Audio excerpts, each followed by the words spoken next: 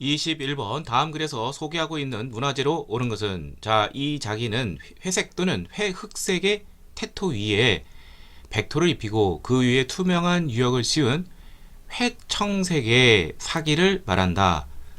자, 청색이 들어갔다는 소리죠. 그래서 이것은 분청 사기라고 이제 우리가 볼 수가 있습니다. 자, 분청사기는 이제 보통 이제 조선 초기에 유행했다고 우리가 알고 있죠. 14세기 후반부터 제작되기 시작을 해서 세종 연간 이제 15세기가 되는데 이때를 전후하여서 다양한 그릇 형태나 무늬가 다양해진 그런 것이 나타나게 되었다. 자, 그래서 15세기 분청사기의 것을 찾으면 됩니다. 자, 그래서 여기서 분청사기에 관련된 것은 약간 좀 푸르스름하면서도 완전한 이런 비치색 색깔 이런 거 이제 4번, 5번 같은 경우에는 이제 청자라고 그러죠. 예. 그리고 2번과 3번 같은 경우는 색깔 자체가 아예 백자에 기반을 둔 것이죠. 예. 그래서 정답은 약간 좀 이제 회흑색에다가 약간 푸르스름한 게 들어간 이게 바로 분청사기. 이게 바로 정답은 1번이 되겠습니다. 이 분청사기는 이제 보통 이렇게 그 물고기와 관련된 게 좀 많이 나와요. 자, 그러면은 한번 자기의 역사를 한번 정리를 해보면요. 이제 고려 시대 때 이제 그 청자가 나타나게 됩니다. 고려 청자 보통 조선 백자 이렇게 표현을 하죠. 그래서 처음에는 이제 그 청자가 이제 뭐 문양 같은 게 없고 순수히 비치색인 그러한 비색 청자라고 그러죠.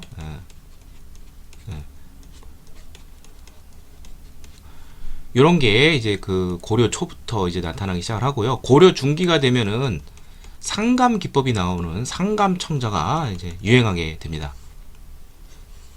이게 대략 요거는 이제 연도가 확정이 되어 있는데 12세기 요때 이제 고려 중기 때 크게 유행을 하게 되고요. 그 다음에 이제 조선 시대 들어오면은 이제 조선 초기에 여기 나온 것처럼 분청 사기가 이제 유행을 하고요. 15세기. 그 다음에 이제 조선 중기 이후로는 이제 백자가 이제 나오게 되는데 백자가 이제 순수한 이제 그런 말 그대로 이제 말끔한 순백자 이런 것이 16세기 이후 많이 등장하고요. 그 다음에 이제 17세기, 그러니까 조선 후기가 되죠. 조선 후기가 되면은 이제 그 청화백자라 해가지고 안료로서 그 코발트가 좀 강하게 들어가는 이게 이제 유행하게 됩니다. 조선 후기. 자, 이렇게 순수, 상감, 분청, 순백자, 그 다음에 청화백자 요 순서로 정리하시면 될 것 같습니다. 다음 22번 다음 사건이 일어난 시기의 사회 모습으로 적절하지 않은 것은 자 평서대원수는 자, 이 사람은 이제 보통 평서대원수 그러면 이제 홍경래 평안도지요. 예.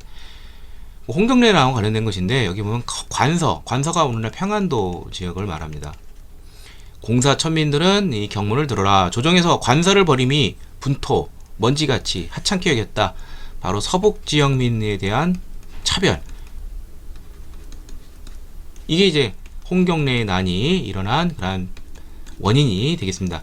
그리고 당시 시대 배경은 여기 보면 권세 있는 간신배가 그세를 날로 떨치고 김조순, 박종경 이런 사람들이 대표적인 세도 정치와 관련된 인물이죠. 김조순 같은 경우에는 안동 김씨, 박종경 같은 경우는 반남 박씨 등등등등. 자, 그래서 요 시기의 배경은 이제 세도 정치기. 순조에서 시작을 해서 고종이 집권하는 흥선대원군이 집권하는 그 전 사이. 자, 이때의 특징은 이러한 세도 정치, 왕실의 외척 같은 권력가들이 등장을 하게 되고요. 그 다음에 삼정의 문란이 굉장히 심해집니다. 세 가지 세금 행정, 전정, 군정, 황곡. 자, 그러면서 이제 수령, 이제 정치 경영이 문란해지면서 수령이 상품화돼요. 그러면서 수령들이 이제 그 권력을 이용해서 많이 뜯어냅니다. 자, 그래서 이제 그 또한 이제 그 수령과 관련돼서 관권이 이제 강화가 됩니다.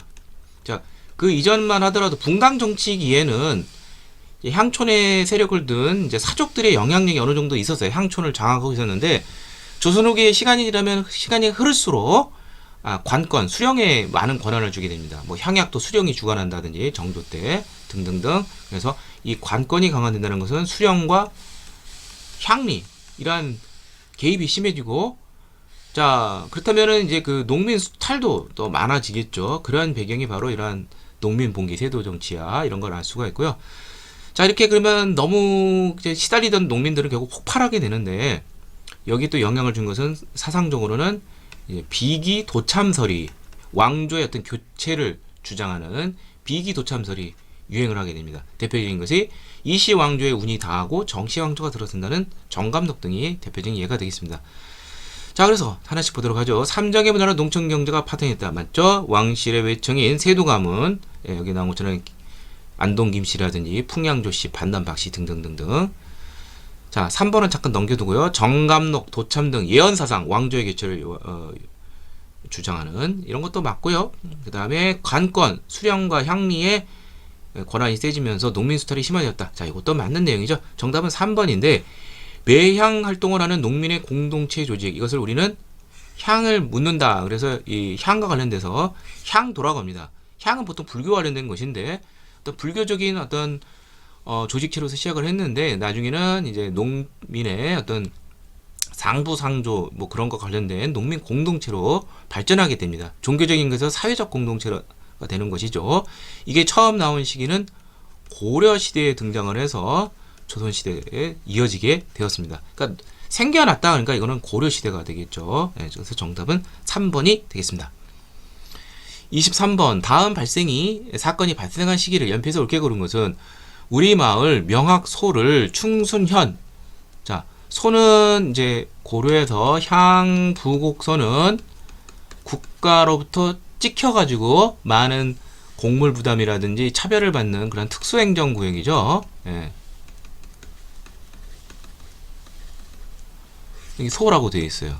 오늘날 이제 공주 지역이 되는데, 여기를 현으로 승격시켰다. 뭔가 이제 이들의 요구사항이 이제 받아들여진 것이겠죠. 자, 근데 이거를 한다고 무마를 했어요. 그러니까 사람들이 이제 기대하고 있었는데, 군대를 동원해서 이제 막 토벌을 하게 된다. 자, 이게 바로 뭐냐면 공주 명학소에 망이 망소의 형제의 그 난이 있게 되겠죠.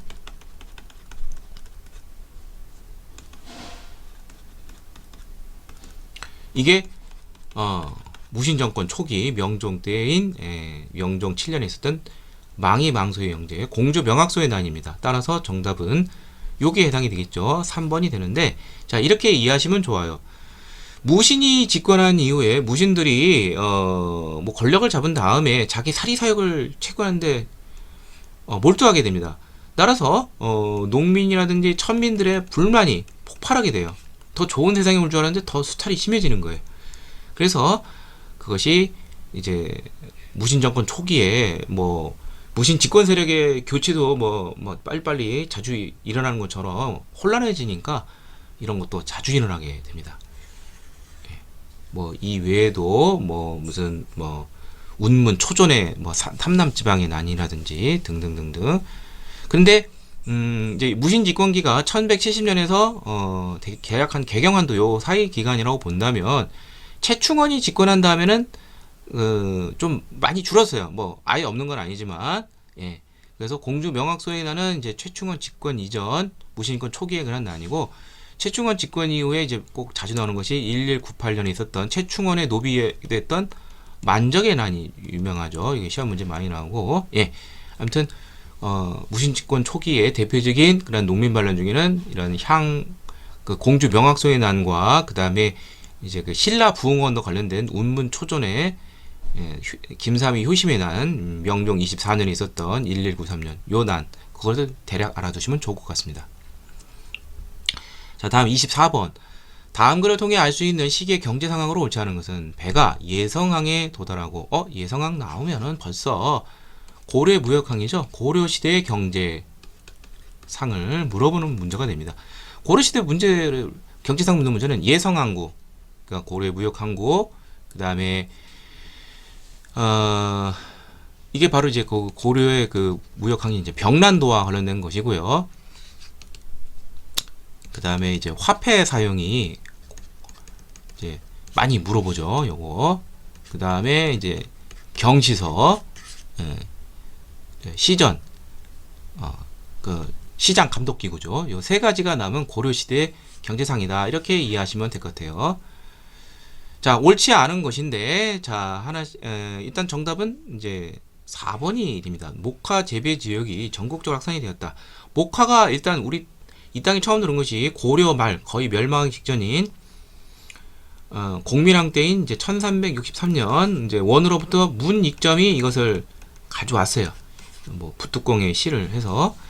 그래서 이후 그 장인 정천익과 함께 목화 재배를 확산시키려고 노력을 하게 됩니다. 그래서 이 목화 재배가 전국적으로 확산이 된다. 이거는 고려 시대가 아니라 이거는 조선 시대로 이어지게 됩니다. 그래서 정답은 4번이 되겠고요. 자, 그럼 나머지 보도록 하죠. 고려 시대에 이제 무역에 있어서 주된 대상국은 중국 송나라죠. 조선 전기면 명나라, 조선 후기면 청나라 이런 식으로 해당이 되는 나라. 그리고 우리가 항상 자랑하는 것은 인삼. 예, 요게. 그다음에 고액에 합해 있는 은병이 이제 그 조선 고려 중기 숙종 때부터 유통되기 시작했죠.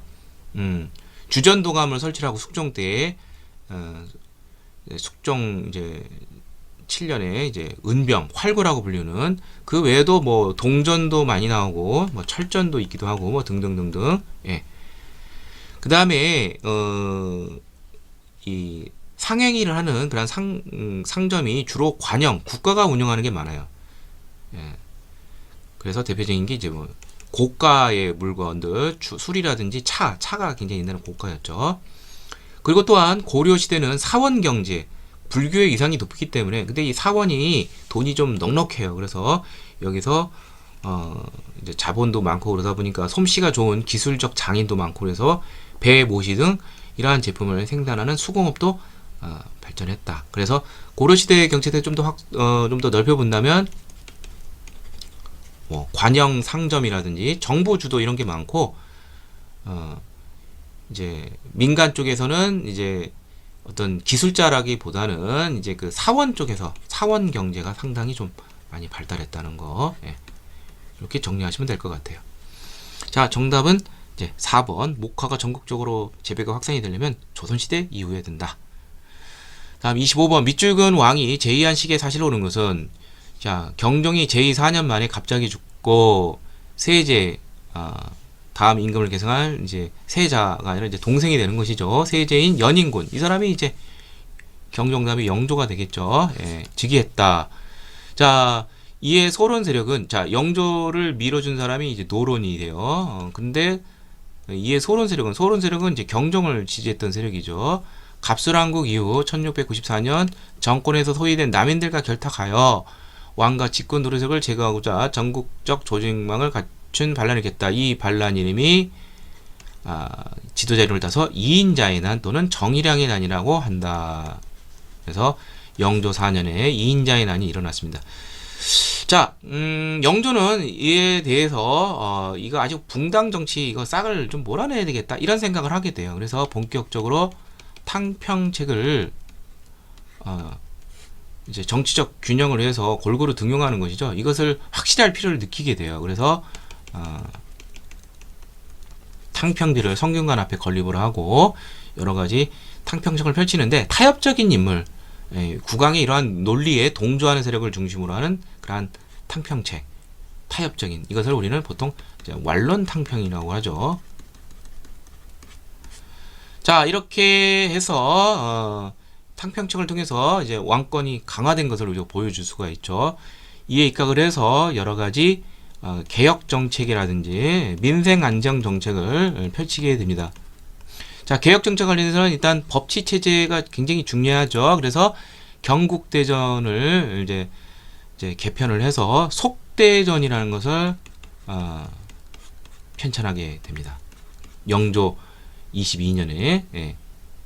그 다음에 민생 안정을 위해서는 당시 이제 공납의 문제, 박납의 배산을 해결하기 위해서 균역법을 이제 실시를 하죠. 영조 26년인.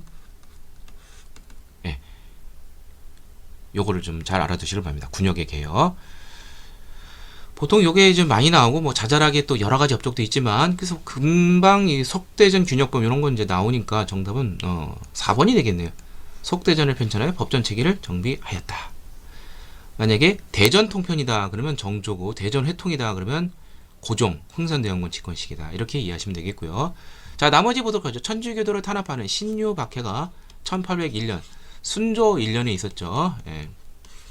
이때 주문모 등 청신부도 처형을 하고 정약용 형제 등이 많은 사람들이 처형도 당하기도 하고 귀양도 가고 뭐 그러한 대대적인 탄압이 있었습니다.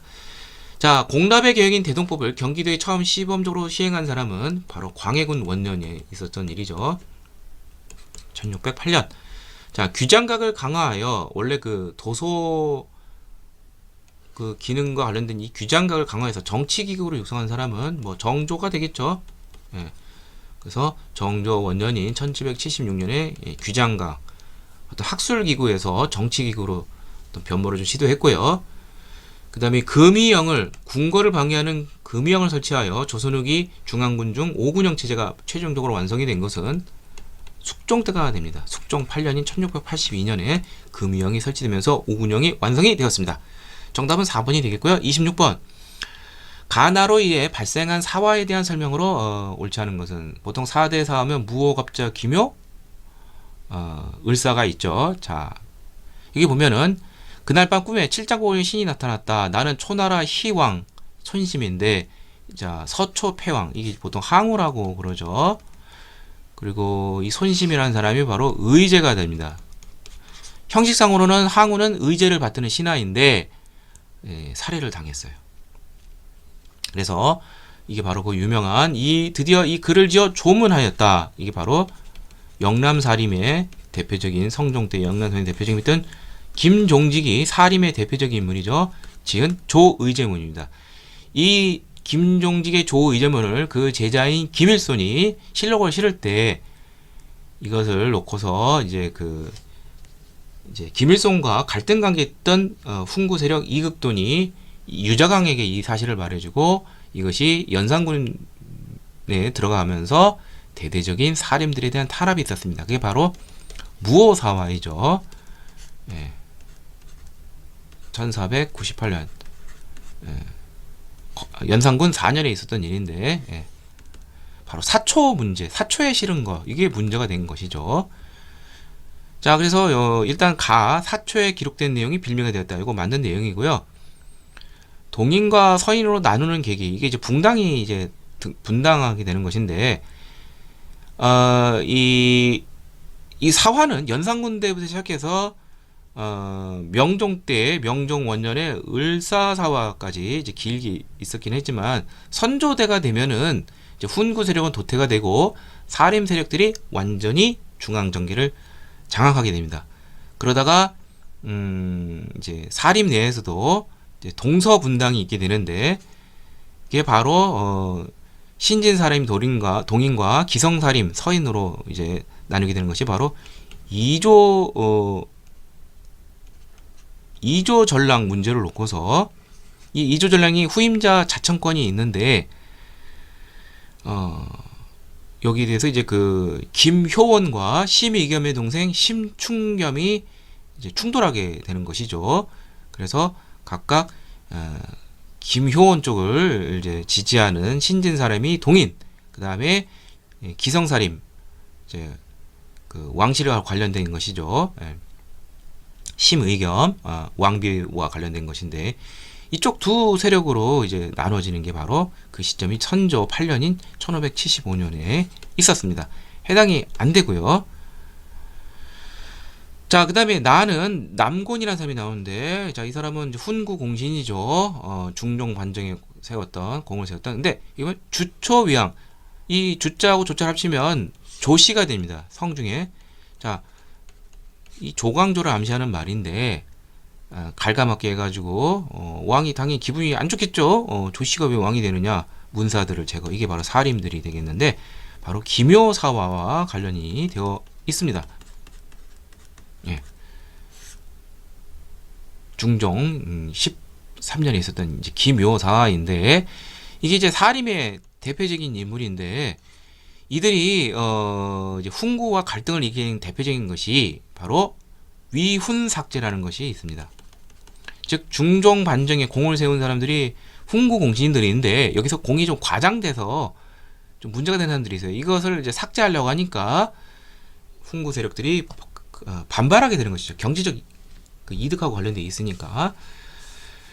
자, 그리고 또한 사림들은 이제 중종이 이제 지나친 초기의 그 훈구 세력의 그러한 득세에 좀 뭔가 균형을 이루고자 사림들을 이제 채용을 했는데 이 사림들이 이제 그 정치, 그러니까 이제 그 입사한다고 그러죠. 관직이 당하는 계기가 당시 이제 현량가라는 것이 처음 실시가 되었습니다. 이거는 어떤 그 시부책 같은 문학 뭐 그런 것과 관련되어 있는 그런 시험이 아니라 과거가 아니라 현량, 어질련, 선량한 양자죠. 인품 같은 것을 이제 주로 보는 어떤 일종의 추천제에 의한 그러한 인재 등용 방식입니다. 자, 그래서 현량가를 통해 발탁한 신진색이 사림이죠. 예, 이때 많이 희생이 되죠. 조광조 등 기묘 세력들이 맞는 내용이고 다 훈구 세력과 사림의 대립과 관련이 되어 있는 사화라고 하죠. 이런 걸 우리 예. 그래서 정답은 이것도 맞는 내용이니까 정답은 동서분당은 이것과 관련이 없습니다. 정답은 2번이 되겠습니다. 27번 다음은 어느 인물의 연보이다. 이 인물에 대한 설명으로 오는 것은 1750년 서울에서 서자로 출생했다.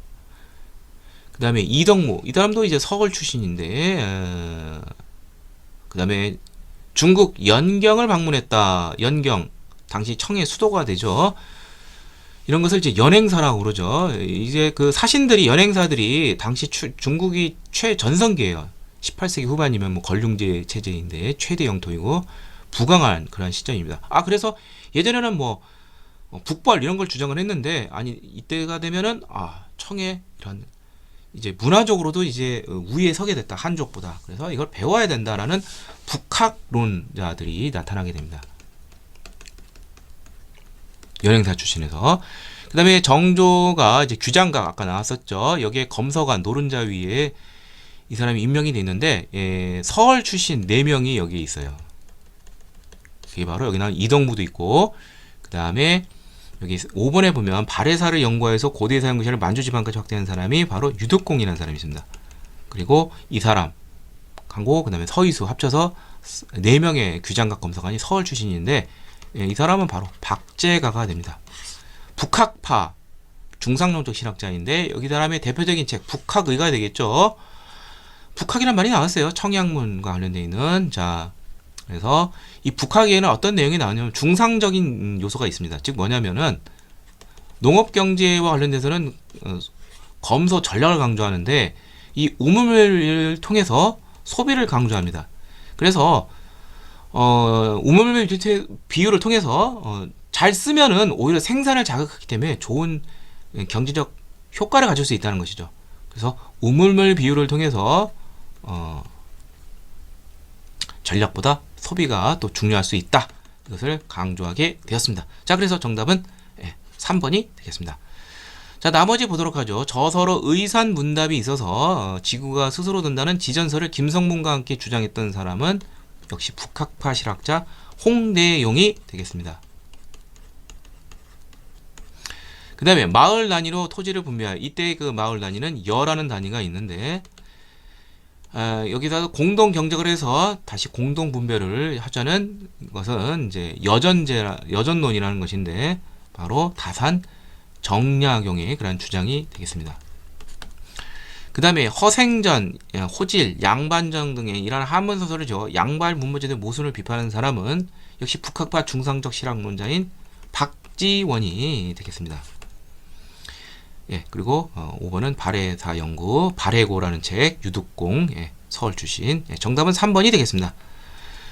28번 다음은 어느 개혁을 주제로 발표한 가상 잡지이다. 뭐뭐 개혁을 말하다. 얼굴은 딱 고종이 나오고요. 그 다음에 요 건물은 이제 그 환구단이라고 그러죠. 환제가 하늘의 제사를 지는 거죠. 조선의 왕은 이제 중국에서 4대를 취하기 때문에 제후로서 제후는 땅에 제사를 지냅니다. 그래서 그것을 우리는 이제 종묘라고 하죠. 예. 그러나 천자, 황제는 하늘의 제사를 지내는 환구단. 예. 자, 새로운 국호 대한이고 황제 즉위식 황제라고 하죠. 이제는 그러니까 이것은 대한 제국과 관련되어 있고요. 대한 제국의 개혁 바로 이게 바로 고종 광무제가 되죠. 광무가 연호니까 바로 광무개혁이 되겠습니다. 고종이 광무제로서 제위하던 기간은 1897년 10월에서 1907년 7월까지죠. 예, 10년간인데 실질적으로 이 광무개혁이 이루어진 것은 러일전쟁 1904년 2월 러일전쟁 이전까지로 한정할 수밖에 없어요. 왜냐하면 러일전쟁 이후로는 이제 대한제국이 이제 일제 보호국 거의 뭐 식민지화 된다 이렇게 이해하시면 돼요. 자, 여기 보면 국책 홍보에 보면 식산흥업 산업을 흥하게 하자는 것이죠. 자, 이 대한제국 광무개혁의 모토는 9번 신참입니다. 옛것을 근본으로 갖고 새로운 것을 참조로 한다. 그러니까 개혁 근대적인 성격도 있고 개혁적 성격도 있지만 그 근본 형태는 구제도 바로 이 황제권을 강화하는데 그래서 정치 형태는 전제군주제가 되겠습니다. 이것을 명기한 것이 대한국 국제에 나옵니다. 그리고 이제 황권을 강화하기 위해서 두 가지를 힘쓰게 되는데 하나는 군권과 또 하나는 이제 재정이 되겠는데 군권과 관련해서는 국왕이 직접 원수부를 설치를 해서 군권을 통솔하게 되는 것이죠. 그래서 대한국 국제와 원수부 설치가 1899년에 있었고 그 다음에 재정과 관련돼서는 황실 재산을 관리하는 기구가 내장원이 있는데 여기가 이제 전매 뭐 인삼, 홍삼이라든지 뭐 등등을 통해서 뭐 철도 부설권 등등등등 여기가 돈이 엄청 많이 들어오게 돼요. 그래서 탁지부가 원래는 이제 재정을 담당하는 곳인데 여기에 돈이 없으면 이 내장원에서 돈을 구할 정도로 공급을 정도로 많은 부가 황제에게 들어오게 된 것입니다. 그 다음에 또 재정적으로 중요한 것은 뭐냐면 세금을 잘 걷어야 되지 넉넉하게. 그래서 양전 사업을 하는데 토지조사 사업 그리고 여기에 덧붙여서 이제 지계를 또 발급하게 됩니다. 토지를 조사한 다음에 근대적인 토지 소유 문건을 발급해 준다는 거. 이것도 좀 알아두시길 바랍니다. 자, 그럼 하나씩 보도록 하죠. 원수부를 설치하여 황제권을 강화했다. 그렇죠. 군권을 직접 통수했고 양전 사업을 실시하고 근대적인 토지 소유 문건 지계를 발급했다. 이것도 맞는 내용이고요. 만국 공법에 근거한 이제 근대적인 것에 이제 근거를 하면서도 지금 헌법적 문서 대한국 국제를 제공했다. 맞습니다. 제정했습니다. 다만 전제 군주제를 폐방했다는 거. 그 다음에 대한제국은 이제 그 나라가 부유해지려면은 교육과 산업을 키워야 돼요. 그래서 교육과 관련돼서 많은 학교가 설립이 됩니다. 뭐 사립학교도 있고 뭐 등등등등. 산업과 관련돼서는 식산흥업이라 가지고 회사도 많이 설립이 되고요. 그러기 위해서는 이제 유학생도 많이 보내야 되겠죠. 근대 산업 이것도 맞는 내용이에요. 정답은 5번인데 교육 입국 조서를 반포하여 근대식 교육 지도를 마련하였다. 자, 뭐 대한제국 때도 교육에 신경을 많이 썼지만 그 이전인 갑오개혁 때인 1895년 2월 2차 갑오개혁 시기인데 이때 고종이 교육 입국 조서라는 것을 반포를 해서 교육만이 나라를 이제 바로 세우는 이제 그런 중요한 기능이다. 이런 조서를 발표하면서 근대식 뭐 무슨 서당, 향교 뭐 이런 식이 아니라 근대식으로 뭐 소학교도 나오고 중학교도 나오고 또 중요한 것이 이제 사범학교를 세워서 교사를 이제 근대식 교육을 담당할 교사를 양성하는 거 이런 것 등이 교육 입국조서 관련되어 있습니다. 자, 이거는 대한제국 이전인 1895년에 있으니까 정답은 5번이 되겠습니다. 29번 가정당이 주도한 나의 결과로 오는 것은 자, 이거는 이제 해방 이후 대한민국 정부와 관련된 것인데 이러면 3대 국회의원 선거라고 되어 있어요. 자, 조심할 게 있는데 자, 우리나라가 이제 국회의원 선거 50총 선거에서 1948년 5월 국회가 이제 구성이 됐죠. 그 다음에 2년 뒤에 초기 재연은 의원은 2년밖에 안 됐어요.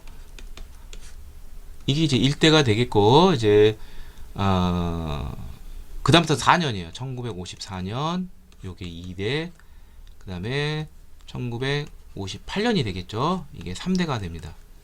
바로 요 시점에서 있었던 그러한 국회에서의 그러한 헌법과 관련된 것이죠. 자, 그런데 여기 보면은 이제 114세인가 여기가 이제 여당이라는 걸 알 수가 있겠고요. 이게 뭐 딱 봐도 이게 이승만 정부 시기인 걸 알 수 있죠. 그럼 이승만 정부 시기에 여당은 자유당밖에 없고, 자, 자유당 정권이, 자, 근데 여기 보면 민의원이란 말이 나와요. 자, 이 민의원이라는 말이 왜 나왔냐면은, 자, 1차 개헌이 이른바 발췌 개헌이라는 게 있습니다. 6.25 전쟁 중인 1952년 7월에 1차 개헌인 이제 발췌 개헌을 통해서 대통령 직선제와 함께 야당 측의 안을 받아들여서 그걸 발췌라 한다고 준 것이죠. 거기에 양원제가 언급이 되어 있습니다. 민의원과 참의원인데, 일종의 상원에 해당하는 참의원은 여건상 지금 나오진 않고 나중에 이제 나오게 되고요. 제2공화국 장면정부 시절에 나오게 되고, 이때는 형식상은 양원제이지만 실질적으로는 국회가 하나, 민의원밖에 없는 것이죠. 자, 그런데 2차 개헌이 한 번 있었죠. 바로 1954년 11월에 이른바 유명한 4.4.5입 개헌이 있습니다. 수학적으로 볼 때 4 미만은 버리고 5 이상부터는 이제 올림에서 반올림에서 취급 넣는다는 소리죠. 여기 보면은 부결이 됐어요. 당시 이 4.4.5입 개헌, 이 4.4.5입 개헌의 핵심적인 내용은 뭐냐면, 헌법의 부칙에 보면 3선 제한이 이제 그 연임 제한에 어떤 그 제한이 있었어요. 근데 부칙을 통해서, 개헌을 통해서 초대 대통령에 한해서 그 연임 제한을 폐지하는 것이죠. 리미트에서 연임 또는 중임 제한을 없앤다는 것이 바로 핵심적인 것이 4.4.5입 개헌입니다. 그러니까 3번 이상 나올 수 있다는 거죠. 예. 자, 그래서 정답은 바로 4번이 되는데, 뭐 수학 교수까지 불러들여서 이상한 해괴한 논리로 다시 부결된 것이 다시 통과가 되었습니다. 자, 나머지 보도록 하죠. 의원 내각제 정부가 구성됐다. 4.19 혁명이 일어난 다음에 1960년 허정과도 정부가 수립이 되고, 허정과도 정부는 내각 책임제 또는 의원 내각제 개헌을 하게 됩니다. 이게 바로 3차 개헌이 되는데, 여기에 따라서 제2공화국 장면 정부가 바로 의원 내각제 정부로 구성이 됐죠. 장면 정부에서는 이제 그 민주당이 집권 여당이 되죠. 그 다음에 이승만이 2대 대통령으로 당선이 되었다. 이승만 대통령이 2대 대통령으로 된 것은 바로 1952년에 가능하게 됐습니다. 즉 발췌 개헌 이후, 발췌 개헌을 통해서 이제 직선제, 왜냐하면 재헌 국회에서는 국회에서 대통령을 보면 국회 간선제였는데, 근데 이제 그 당시 이제 재헌 국회에서는 무소속이 대부분이에요. 아니 재헌이 아니라 이제 그 2대 국회에서는 6.25 바로 직전에 있어서는 그 이승만 정부의 비우호적인 무소속들이 대거 당선이 됐기 때문에 국회에서 이제 힘든 것이죠. 그래서 이것을 넘어가기 위해서는 바로 대통령 직선제, 국민들이 뽑으면 이승만이 당연히 될 확률이 굉장히 높아지죠. 바꾼 게 되겠죠. 그래서 이거는 1952년에 있었던 일이고요. 발제 개헌 직후 국회에서 대통령과 부통령 선출이 되었다. 요거는 바로 재헌 국회 1948년 여기서 대통령 이승만, 부통령 이시영이 선출이 됐고요. 틀렸고 1948년. 네, 대통령이 국회의원의 3분의 1 추천할 수 있었다. 이거는 박정희 정권의 바로 유신헌법의 그러한 결과입니다. 유신헌법은 대통령 간선제인데 통일주체 국민회의라는 국회도 아닌 이상한 단체 그러한 국민의 어떤 대표 기구를 통해서 여기서 이제 선출이 되는데, 여기서 대통령이 여기 있는 그 통일주체 국민회의 소속의 그러한 사람들의 이제 뽑을 수가 있어요. 그것을 무려 국회의원의 제적위원회 3분의 1을 추천하는 형식으로. 이게 1972년 10월 이후에 있었겠죠. 자, 정답은 4번이 되겠습니다. 30번 가에서 라 지역의 독립운동에 관한 설명으로 오는 것은 자 보통 이렇게 된 것을 이제 저기 만주라고 그러죠. 만주라고 그러고 여기 백두산이 있으면 백두산에서 이제 왼쪽 부분 여기 달을 보통 이제 서간도라고 하고요. 백두산 그 주변 지역 오른쪽 여기를 보통 북간도 또는 그냥 간도 그러면 보통 북간도를 말해요. 그 다음에 하얼빈 정도 되면은 여기는 이제 북만주라고 볼 수 있고요. 여기는 이제 연해주가 되겠죠. 자, 여기 보면 하얼빈, 삼원보, 그 다음에 나는 이제 북간도 또는 간도라고 봐야 되겠고, 여기 그러니까 하얼빈의 아래쪽이죠. 그러니까 뭐 정확한 명칭은 모르지만 하얼빈은 아니고 하여튼. 그 다음에 여기도 이제 삼원보는 아니고 삼원보 그 조금 아래쪽, 뭐 흥령성, 흥경성 또는 이제 뭐 신빈, 뭐 이쪽이 되게 것 같고요. 그 다음에 여기는 난징 쪽 아래쪽, 여기는 이제 상하이가 되겠습니다. 자, 하나씩 보도록 하죠. 가, 서해를 중심으로 한 대한 독립군단이 결성이 됐다. 여기 북간도, 여기 그 백두산 주변 지역이면 이제 화룡현이라는 데가 있어요. 여기서 이제 청산리 대첩이 승리가 있었죠. 간도 참변으로 일제에 의해서 이 지역을 떠나가지고 여러 독립군들이 만주와 이 소련 접경 지역이 있어요. 그게 바로 이제 그 밀산부라는 데가 있습니다. 한 요 정도 될 것 같아요. 만소 접경 지역인 밀산부에서 서해를 총재로 해서 대한 독립군단이 1921년 1월에 결성이 되고 이제 극동 자유시 소련 자유시로 이동을 했는데 여기서 무장 해제를 당하는 과정에서 많은 독립군들이 물에 빠져 죽거나 포로가 되는 참변이 일어났죠. 1921년 6월에 이게 자유시 참변입니다. 항일 무장투쟁이 흑역사가 되는 곳이죠. 자, 아무튼 대한 독립군단은 이제 밀산부 여기 연해주와 만주 그 접경 지역이에요. 그러니까 해당이 안 되고 여기가 북간도가 되겠죠. 김자진의 독립군 부대가 청산리 바로 화룡현 쪽 백두산 주변 지역 요거는 맞는 내용이 되겠죠.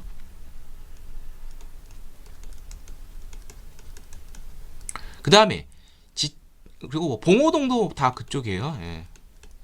청산리 대첩, 봉오대 대첩 다 그 근처가 됩니다. 그 다음에 지청천에 한국 독립군이 쌍성부에서 일본군을 격퇴했다. 자, 1930년대 초에 보면은 한중 연합작전이 있게 되죠. 1930년대 초 대표적인 것이 북만주 쪽에서 활약했던 한국 독립군이 있고 남만주 쪽 요쪽 다 지역이 되겠죠. 여기는 이제 조선혁명군이 있는데 각각 지청천 여기는 양세봉 장군이 이끌었습니다. 여기는 이제 북만주 쪽 하얼빈 주변 지역이 되겠고 여기는 이제 남만주 여기 뭐 서간도 그 아래쪽 뭐 그쪽이 되겠어요.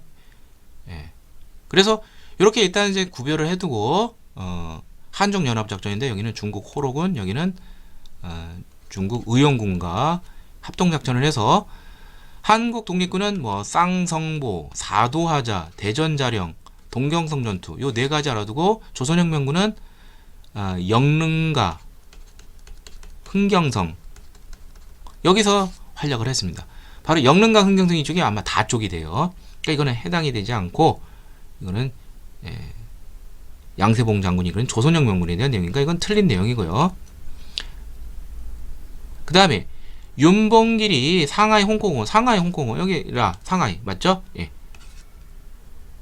거기서 일본 군 현지 점령사령관 시라카와 대장 등 많은 요인들을 살상했습니다. 1932년 4월 맞는 내용이죠. 그래서 정답은 니은 4번이 되겠습니다.